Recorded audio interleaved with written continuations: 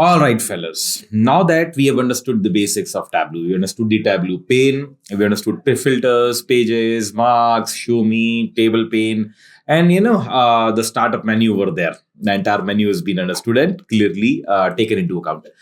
Now it's the time to start visualizing, and I think this is where the fingers go numb over here for most of the people. That is, they're not able to understand how to start, what to draw, right? You have certain objectives with you, you have certain problem statements with you, and you need to address those problem statements with certain visualization.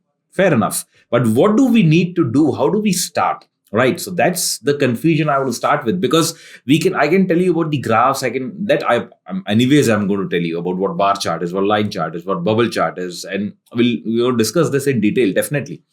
But the point is when to use it, how to use it, in which case I have to use bar, in which case I should use line, in which case I should use 100% stacked bar, in which case I should use maps. And I need to understand the situational context of each and every bar over here. Sorry, each and every chart over here. Right. So that's what we need to understand. Now, whenever we start drawing a visual, cutting to the chase straight away, very clearly, whenever we have a visual to draw, right, that visual will be more or less representing four things. The first one is a comparison, right? It's a comparison. Either it's a comparison or composition or a relationship, right? We'll see each and every variable in depth. Don't worry about it. Or a distribution, right? Starting with distribution. For example, I have the age. There are customers over here, and I'm having their age over here. Okay.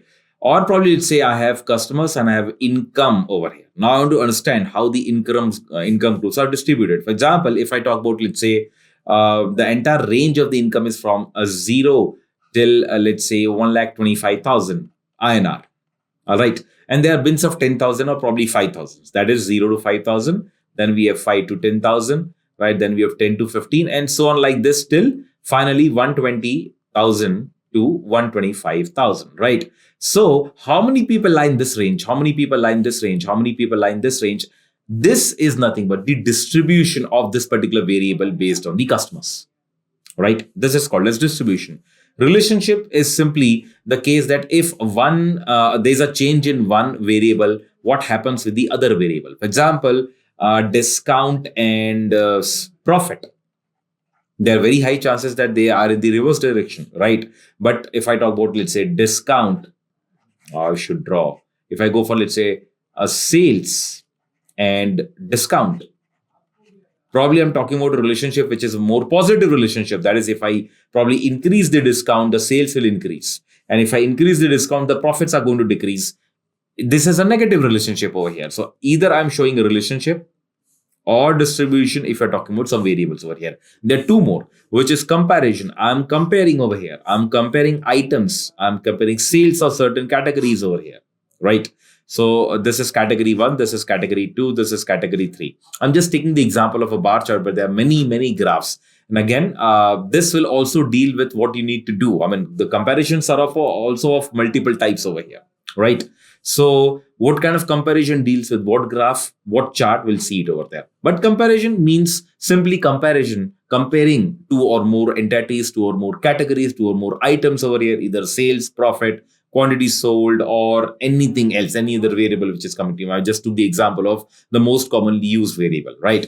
And then we have something called as composition. Composition is nothing but the breakup of something. For example, if I talk about the total number of customers, and if I talk about, let's say, how many customers have how many children, right? So this is 0 to 2 children, this is 2 to 4 children, this is 4 to 6 children, and this is perhaps 6 plus children. Or I'm talking about the family members, number of family members, right? So 0 to 2, there's a couple, right? Or rather, I should say 1 to 2, right? Including the person, 1 to 2, 2 to 4, then 4 to 6. This is nothing but a simple composition. It's a breakup of the number of customers.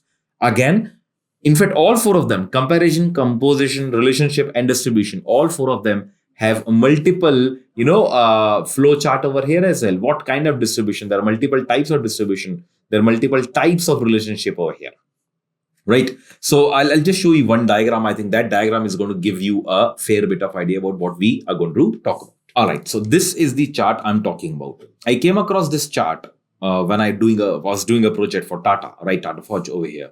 So this is a very, very, useful chart. As you can see, it starts with what we would like to show. This is the primary question over here, right? This is where we are stuck, basically, what you are trying to show. Now, the answer mostly will be in any one of these four. I'm either showing a comparison or a distribution or a composition or a relationship. Now, if I'm showing a distribution, is it a single variable distribution, two variable distribution, or a three variable distribution? If I'm showing a composition, is the composition changing over time or is it static? That is it dynamic? Is the composition dynamic or is it static? Is it two variable relationship or three variable relationship? Is it like when I'm going for comparison, is it among items or is it over time comparison? Right?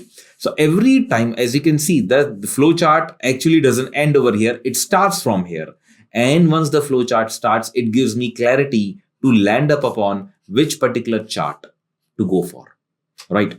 And I'm not very sure at this point of time that each and every chart over here can be drawn on Tableau, but 100% a replacement of this will be available. For example, if I can't draw a spider diagram over here, we used to call it spider diagram, then there would be a replaceable kind of a chart which will represent the same thing over here, right? So this is what we are trying to do.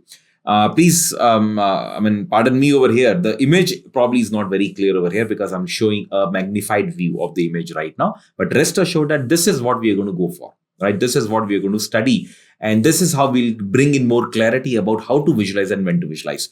And using this approach, this is an excuse for me to explain various kinds of chart and what are their capabilities of what kind of information can they convey, what kind of insights can they convey. Right.